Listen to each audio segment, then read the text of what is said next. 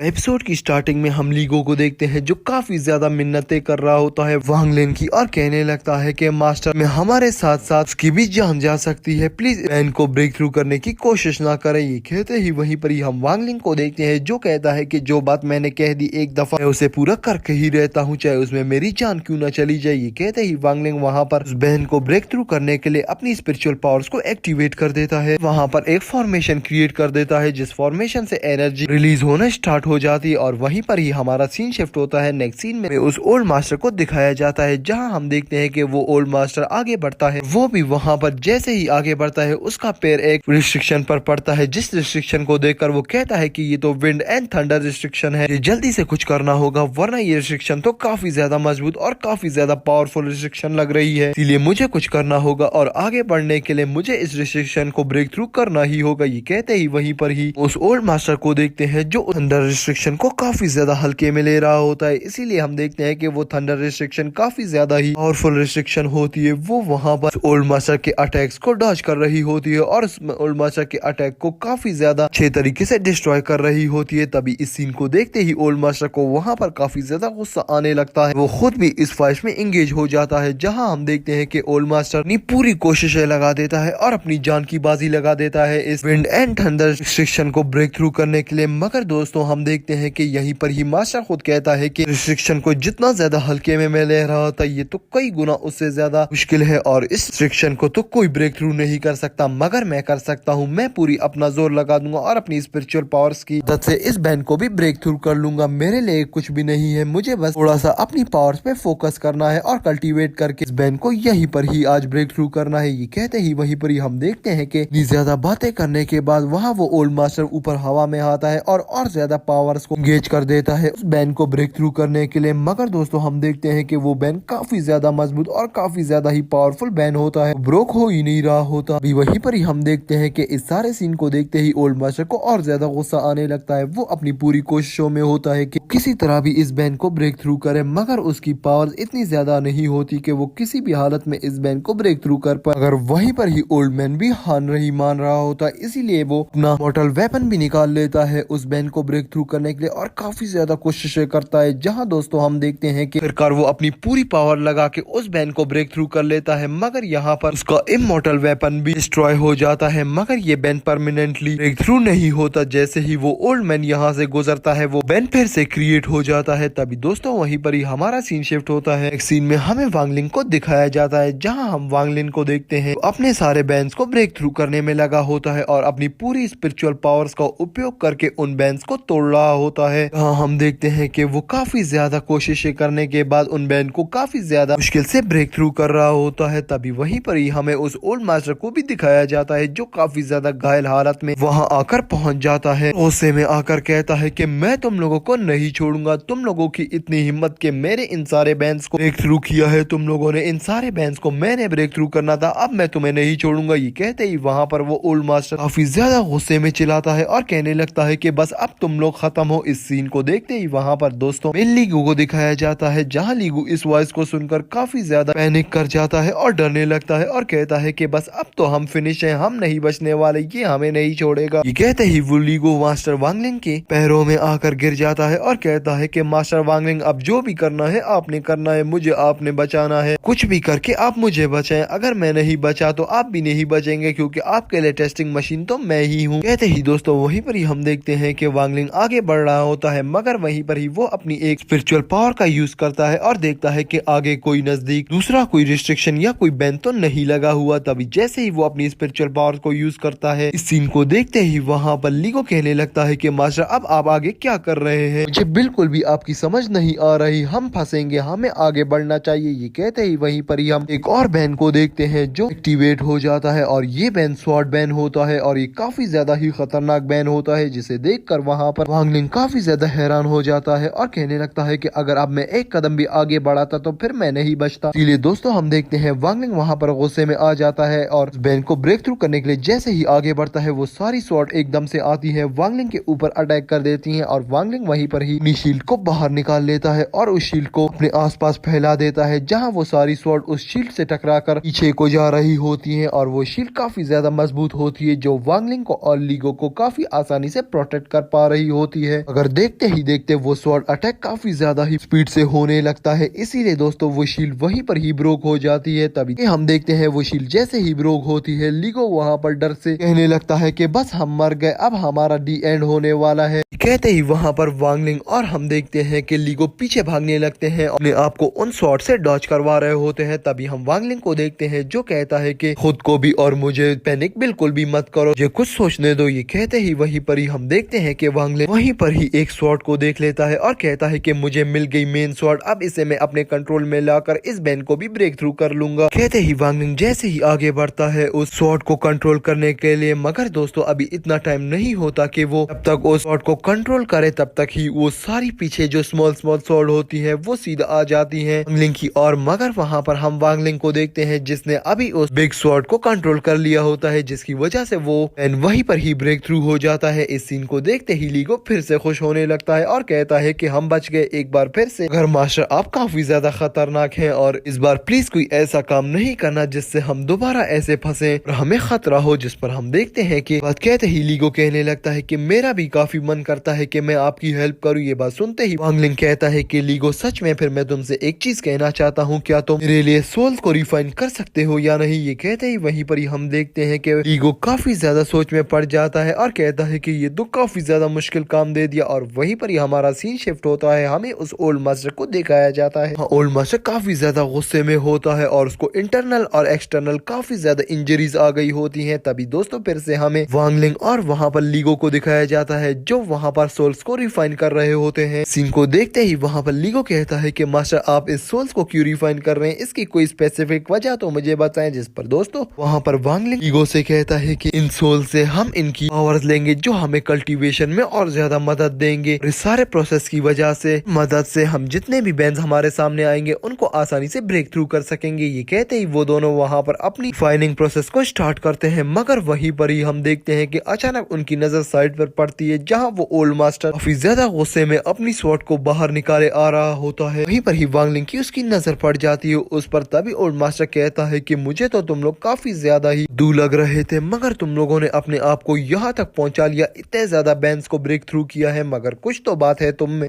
अगर तुम मुझे मिल गए तो मैं तुम्हें नहीं छोड़ूंगा। ये कहते ही वहाँ पर हम वांगलिंग और लीगो को देखते हैं जो इस बात को सुनते ही काफी ज्यादा खुश हो जाते हैं और कहने लगते हैं कि अभी तक इसे मालूम नहीं हुआ है इतने ज्यादा स्मोक कि हम यही हैं, इसीलिए चुप हो जाओ। ये कहते ही वहीं पर ही हम देखते हैं कि ओल्ड मैन उनके काफी ज्यादा नजदीक से गुजर कर सीधा निकल जाता है, जहाँ आखिरकार उसे कहीं पर लगता है कि पीछे उसके कुछ है। वो पीछे ही अचानक से मुड़कर देखता है। ये सीन के साथ साथ दोस्तों हमारा ये एपिसोड यहीं पर ही एंड होता है। तो आपको ये सेकंड एपिसोड कैसा लगा? अगर आपको ये एपिसोड अच्छा लगा तो प्लीज हमारी इस मेहनत के लिए एक लाइक कर दे, वीडियो को शेयर करना मत भूलना अपने फ्रेंड्स और फैमिली मेंबर्स के साथ जो एनिमे लवर्स हैं। तो चलिए दोस्तों मिलते हैं किसी अच्छी और नई वीडियो के साथ, तब तक के लिए दोस्तों बाय।